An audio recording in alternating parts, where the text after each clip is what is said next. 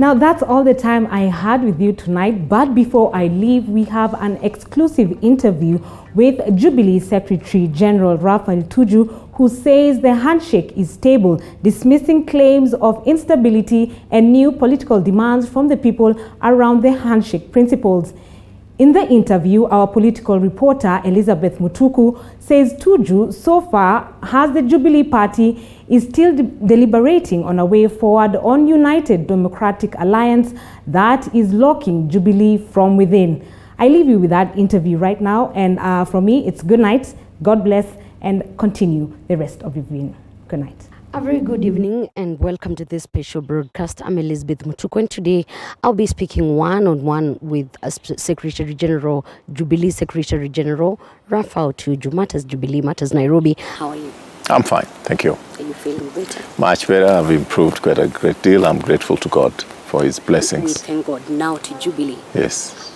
Is there any action on the UDA party and your members who have so far associated themselves with the party? Well, under normal circumstances, these things are dealt with by the disciplinary committee. The disciplinary committee is seized with the matter, and as soon as they go through the processing, then it will come to my office. Then I take it to the National Management Committee, and after the National Management Committee makes the recommendations based on what they have received from the disciplinary committee, it goes to NEC, then action is taken. It is a due process which we have to follow. If you don't follow it, then we'll be acting against the law. That means so far, so good, you're just following the law. We're following the law. Nothing much. Yesterday I saw some leaders from the Nakuru branch. I think they'd written something pertaining the deputy president on whether he should resign or not. What do you think? No, well, branches are always free to make their statements as to how they feel. But when it comes to the Secretary General, I just have to follow the law. I don't have to express my opinions. But branch leaders and other politicians in the party are at liberty to express their opinions. I don't enjoy such luxury.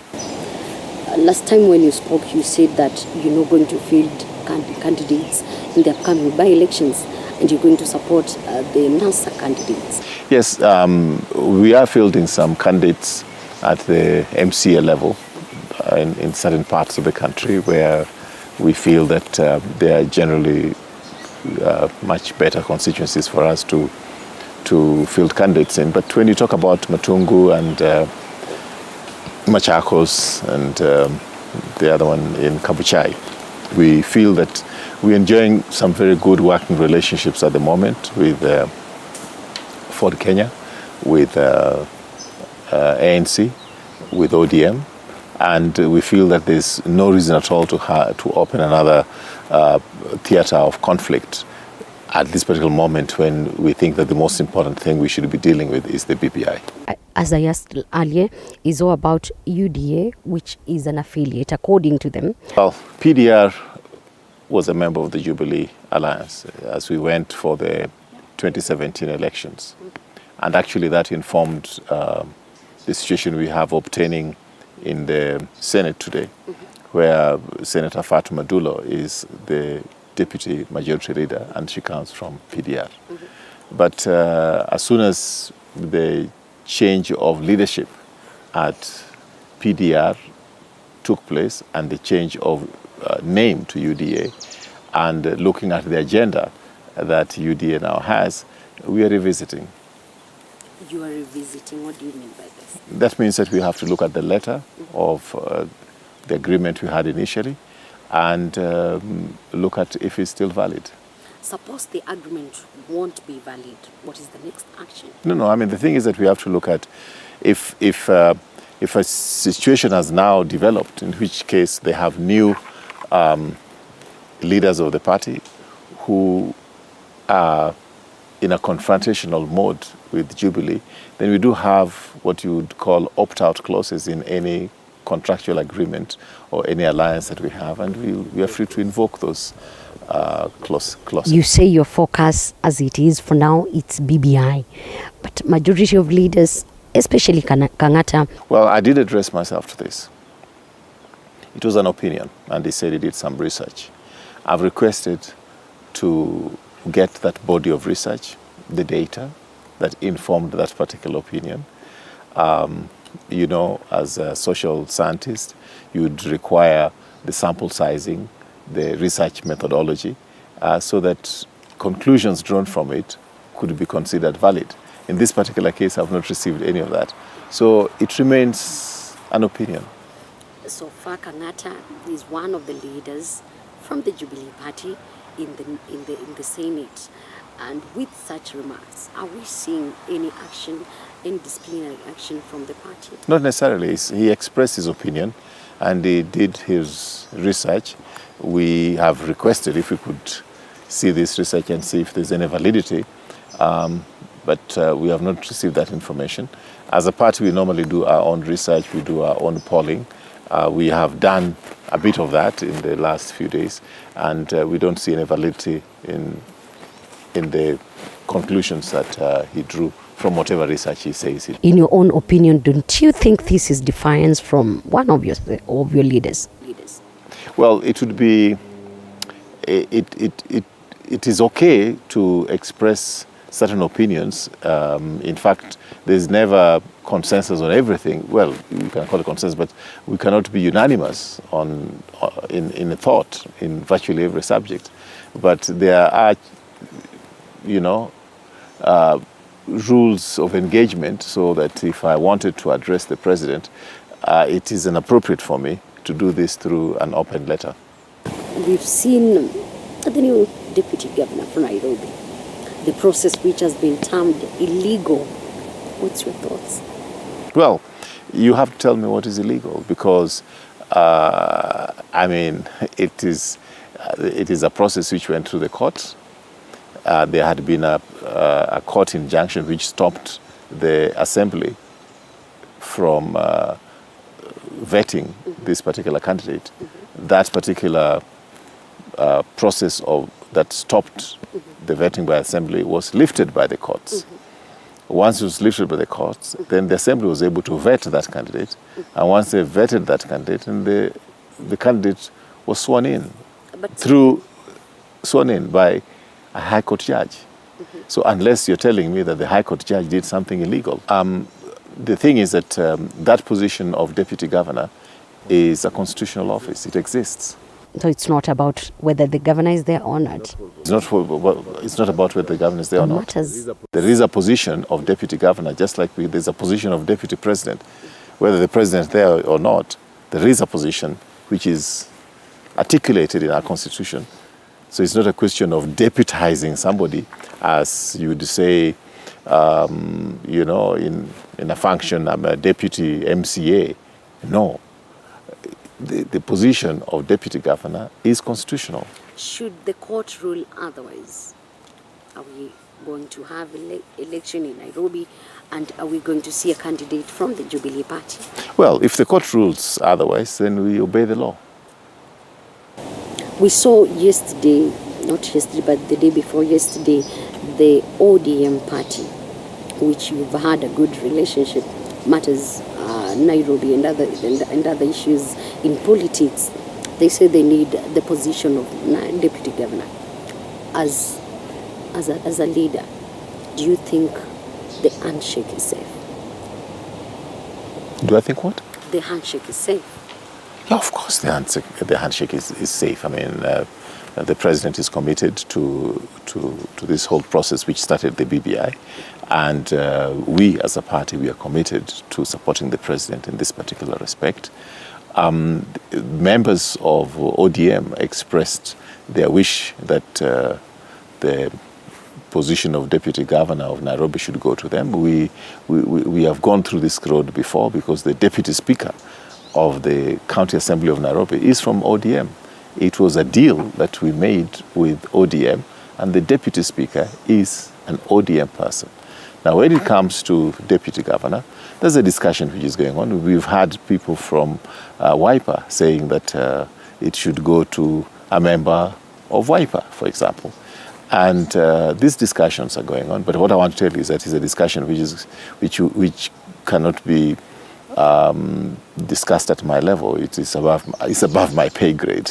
But still there is going to be a solution, and yes. you can assure Kenyans we will get a solution. handshake is as strong as it was. Yes, we will get a solution. I mean, people play politics. You'll have some politicians say certain things, but we'll get a solution. There's nothing to get concerned about.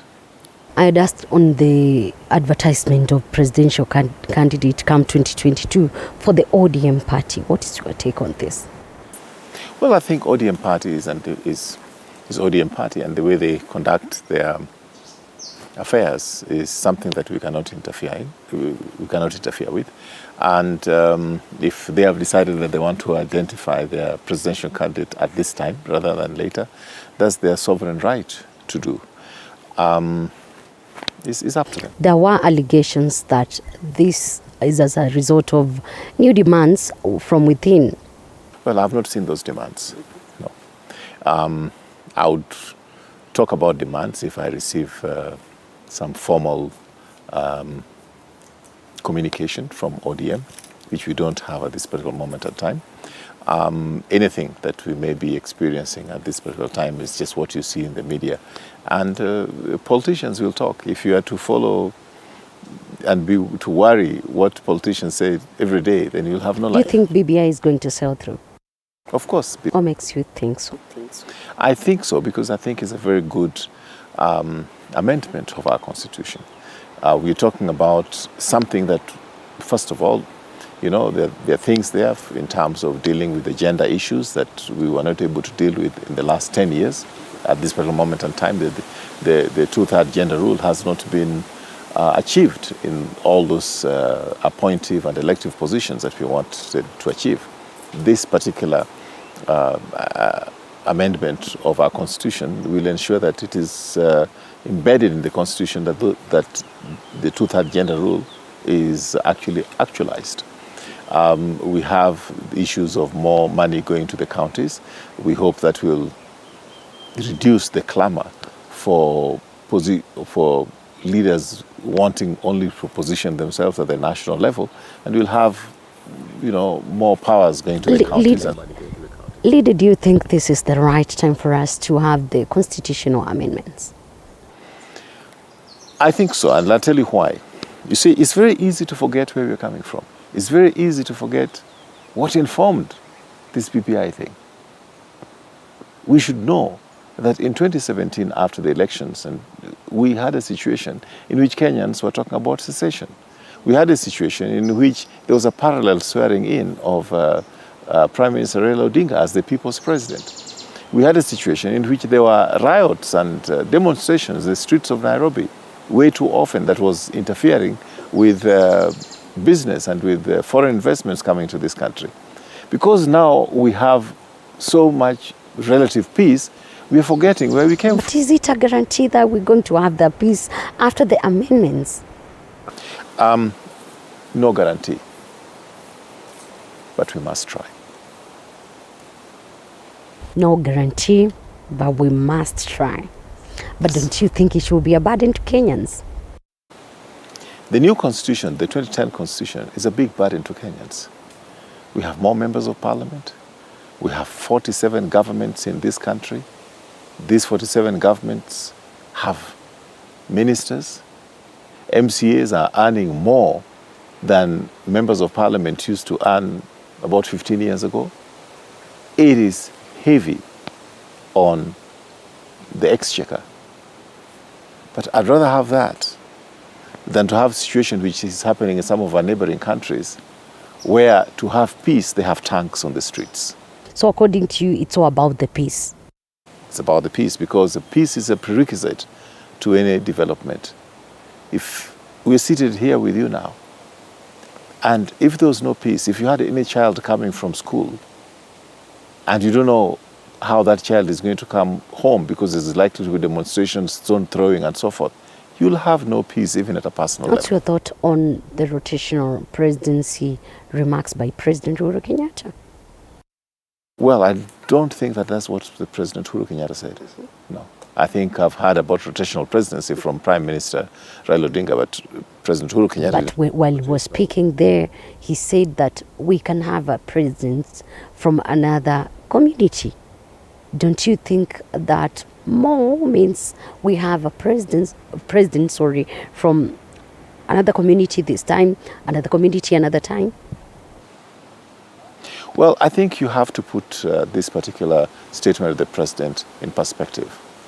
For the last 57 years in this country, the presidents have been produced by only two communities, two nationalities, two tribes, if you want to call it so.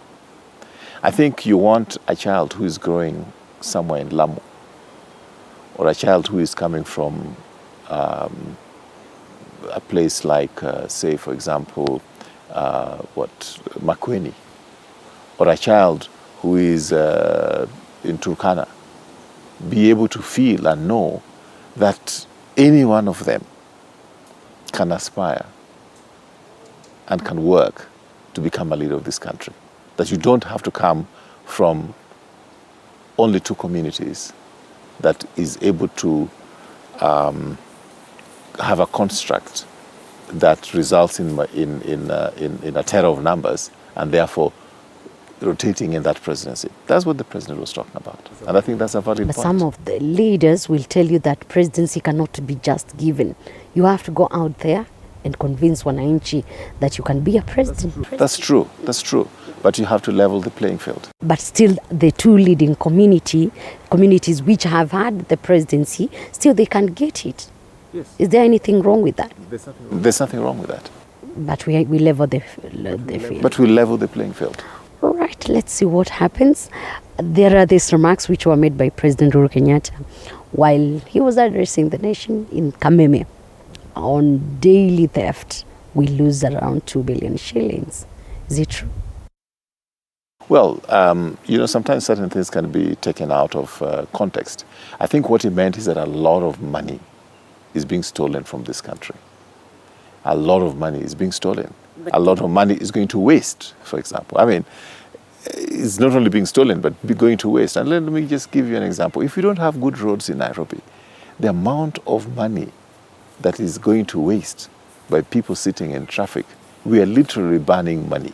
You go to a petrol station, you put petrol, you're on the road, you're not moving, the car is on, you are literally taking our money, Kenyan money, hard-earned foreign currency, and you're lighting it and it's coming out as smoke out of your exhaust pipe. That's true, but what do you think of a president lamenting that we're losing money while he is the one who is expected to lead the nation and to show us what he can do with the theft in the country? I think it's very courageous for a president to admit that there's a problem. I'd rather have a president who admits that we have a problem and he challenges Kenyans that we resolve these problems together than a president who says that there's no problem. Like when there was a president in the United States who said that there was no COVID. So would rather have a president who said he has failed? There's COVID. No, they say there's COVID. I mean, if stealing is going on in this country, mismanagement is going on in this country, we're wasting money in this country, it is not the president who is wasting it. He is the leader. He is providing leadership. He is trying very hard. But the rest of Kenyans have to carry their own weight as well. What do you think they feel when they hear the president lamenting and is not providing a solution? I would be very, very worried the day comes that our president does not admit that we have a problem or that we have problems, so that he looks as if he's is perfect and is like God. No, he's not God. So according to you, it's okay? I think it is great that our president can admit that we Don't you think he should be giving a solution? Yes. He's trying to give solutions. He's always trying to give solutions. But it's like what President Moi used to say. He's the driver of the bus, but there are enough pickpockets within the bus. Now, he'll try to guide the bus, but he has to tell the people that you have pickpockets there. Please be careful. Address the issue of those pickpockets. Fair enough.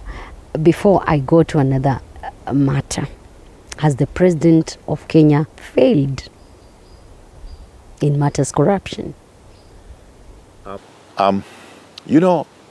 Let me just give you a a few examples. Just give you a few examples. There's no president in the history of this country who has built more roads than this president. There's no president in this country who has ensured the spread of electricity than this president. In fact, there was more electricity connections during his term than there was for the terms of the previous presidents, all of them combined. If you are to compare the real differences between a country like Kenya and Singapore or Malaysia, the difference is that in those countries they achieved transition from primary school to high school about 40 years ago. And that's why, as you sit in front of me, you're having a Samsung which comes from South Korea. Yet South Korea and Kenya, at the time of independence, we had the same GDP per capita. We agree, leader, that we've achieved, yes, during this tenure of President Uhuru Kenyatta. And one more thing on the corruption. This president has fired more ministers on issues of corruption than any other president, not only in Kenya, but in the Commonwealth. Till during his tenure, we've lost more money in corruption more than any other president. Don't you think so? Well, in previous governments, we did have issues of Anglo-leasing, golden bag.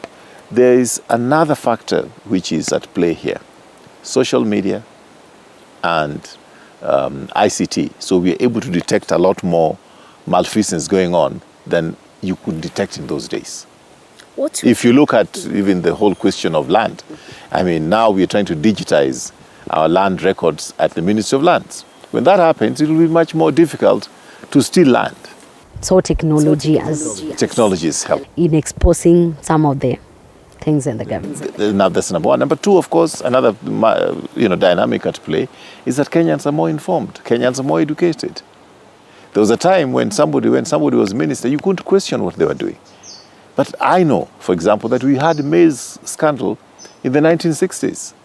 The records are there. And I had remarks by one James Orengo, senator, matters debt ceiling in this nation, comparing Kibaki and President Uhuru. Yes, we've achieved more in infrastructure, just as you've said, but then do we need to be having that debt?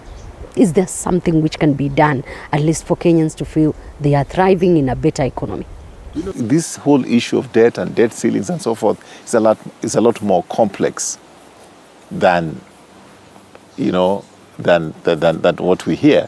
And I can certainly tell you that to discuss questions of debt ceiling, debt rescheduling and so forth, we cannot successfully articulate that at a funeral.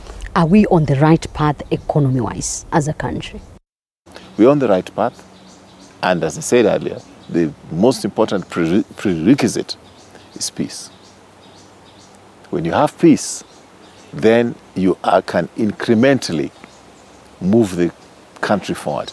If you don't have peace, even if you have gold and uranium and diamonds, like in DRC. But still, leader, this peace sometimes, is good for the country and for the development of the country. But Kenyans will tell you that we've lost much due to this peace. So they want war? Not really, but still they feel something can be done differently. Of course. There's always room for improvement. I would be the last person to say that we have achieved everything that we need to achieve. Far from it. It is a struggle every day. It is a challenge every day. It's a multiplicity of obstacles and challenges. But you have to also acknowledge that the economy of this country, Kenya, is bigger than the economy of 5 countries in our neighborhood combined. What do you think of the dynasty, not handshake, the dynasty and hustlers politics? Because I know you've heard of this, not once, not twice. Well, let me tell you, the easiest way to mobilize, even for me, the easiest way for me to politically succeed is to create a situation of us against them.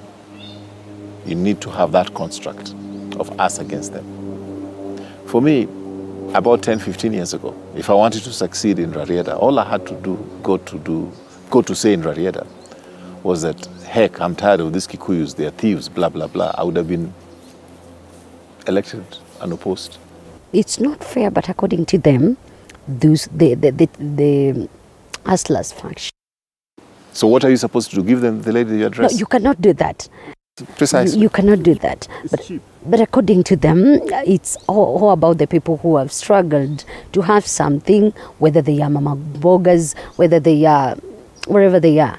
Those small business traders is what they feel like they are. Hustlers. Let me tell you something. Those guys who are calling themselves hustlers, they arrive in a chopper. Then they give you a mkokoteni. Then they say, now that I have a chopper and I've given him a mkokoteni, we are now together, we're all hustlers. It is cheap. So it's not it is about dishonest. People working hard. Yes, it is dishonest. It's purely dishonest.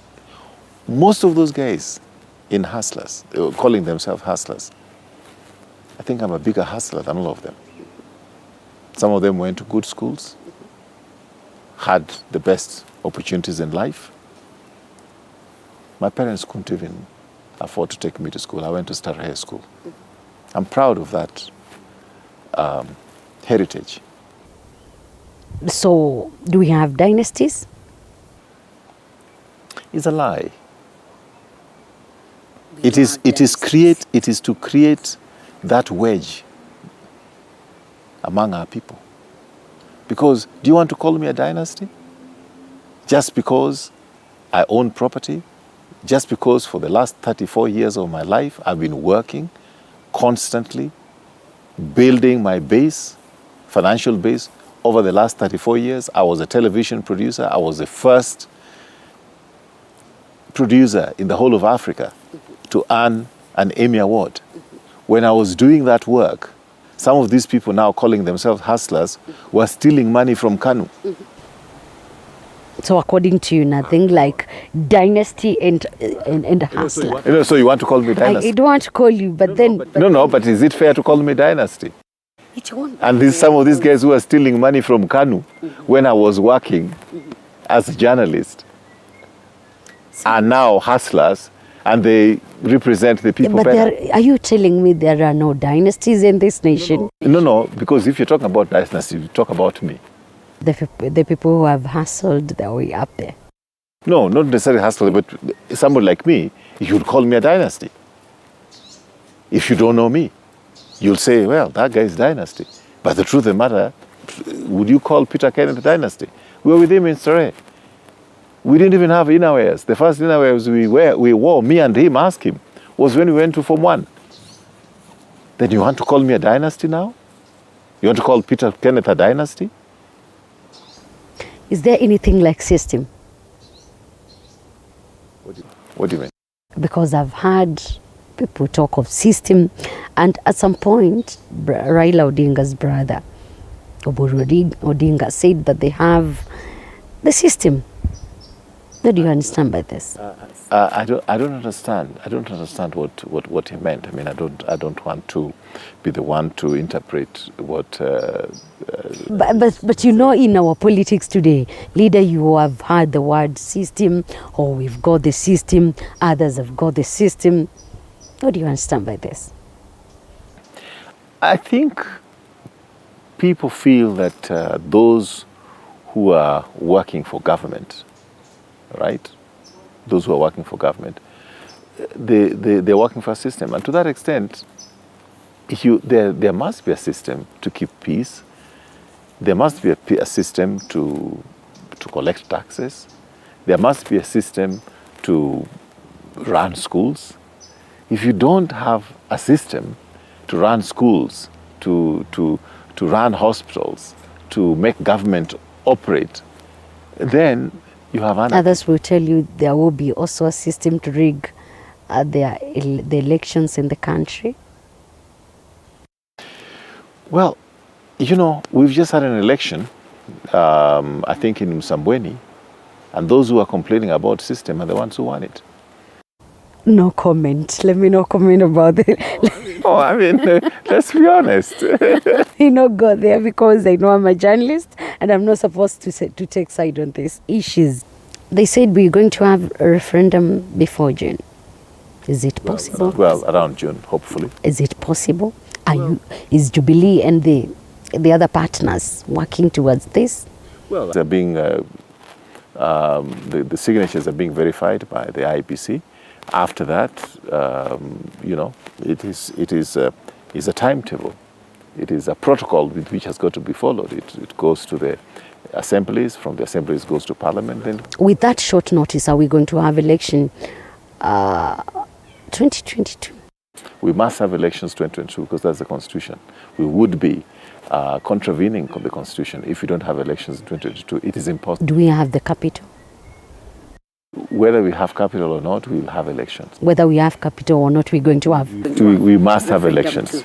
Yes, we must have this election and we must have. So one can't wait. Well, those who wanted to wait, they had over a year to make their presentations. They can't wait until this thing is done. Then they say, no, let's wait. It's a cheap. Are we able to have questions or different questions on our referendum? The so-called multiple choice? Yes. They should have started that discussion, 2 years ago. But 2 years ago, they were busy fighting this whole process of BBI. Now that we've reached so far, right, then they're looking for ways of stalling it. Nobody's going to fall for that. So we cannot go back there. If there's anything in the Constitution that they're not happy about, if there's anything in the BBI that they're not happy about, you know, they can start their own process. The way Kurau Court did. Nothing stops us from having a referendum this year, another one next year, and the